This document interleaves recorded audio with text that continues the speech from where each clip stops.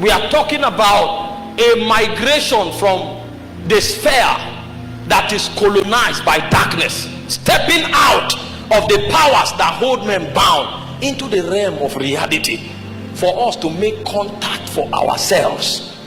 It is that dimension we carry and present to a generation that is a testimony we are revived.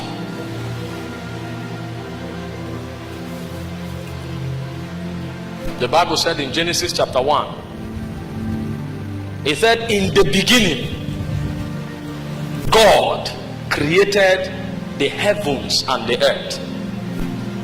It said, and the earth was void, and darkness was upon the face of the deep. When we talk about darkness, we are not talking about a shade. When we talk about darkness, we are talking about the government of spirits apart from God.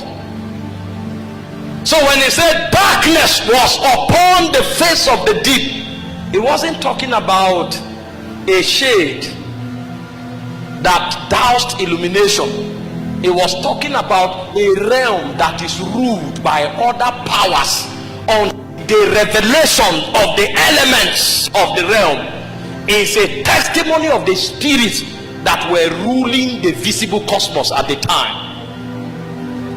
The sun can shine bright, but when a spirit talking about light, he's not referring to the brightness of the sun.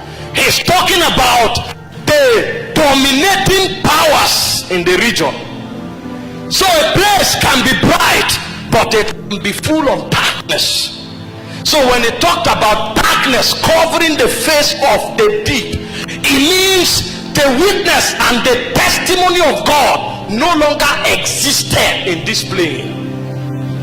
So when God showed up, the only things he saw were spirits that were of death, and everything about the visible realm that he created was a departure from the design that he fabricated when he created the realms. He said, in the beginning God created the heavens and the earth. There was a pattern that he established in the beginning. When he stepped into the visible realm, it was no longer consistent with the patterns that he created when he made the heavens and the earth. It was now a revelation of the intelligence of different spirits. There was a new architecture on the face of the deep. The places where God established his boundaries and his coordinates, another architect showed up and said this shouldn't be here, and they all padded. So when God came, it didn't look like what he designed. So he said darkness was on the face of the deep. And you know, today the dwelling place of light and darkness is not the visible world, it's in the heart of man. The heart of man is the world of light and darkness. So when God steps into the realm now, is the heart of man he visits. He said, I the Lord, I test the heart and I try the reins to give to every man as his way should be.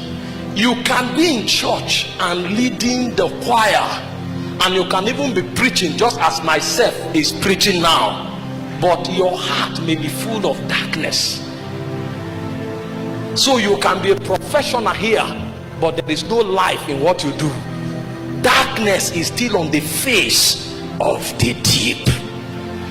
Sometimes what will even motivate you to start a fellowship like this will be darkness, because you looked around and you felt what will make you relevant is to start something that will give you authority over men. It is darkness. So you have begun your journey by darkness. They said he put eternity in their hearts. So the world of light and darkness now is the heart of man.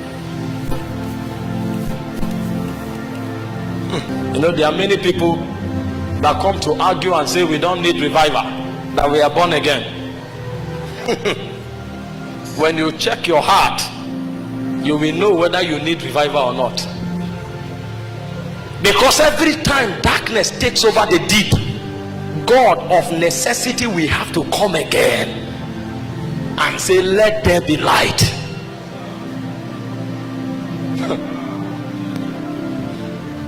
He created the world, but darkness was upon the face of the deep. So there was a necessity for him to come and say, let there be light.